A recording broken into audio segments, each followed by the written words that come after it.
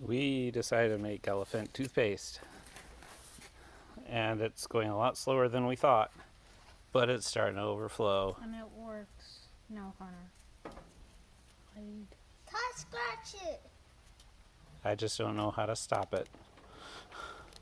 Dip it. You don't stop the Yoda juice. Connor, what do you think? Good. It's like soap. Can I wash my body with this? No. Time to. So, even though it's Saturday, Toothbrush. it's coronavirus quarantine science experiments. Don't you dare post this. You sound like And because of that, because of what Ethan just said, I'm sure this is going to find its way to Miss Katz. Of course. Of course. Say hi, Miss Katz.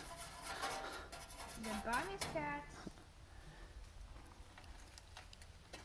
So what other fun activities can we do for science experiments? If you guys have any questions or any suggestions, comment below. And please let me explode. And Elephant. if you could, click the subscribe button. And if this is on TikTok, leave a like or a heart or whatever. I don't know those social media things, but we're just trying to have some fun since we're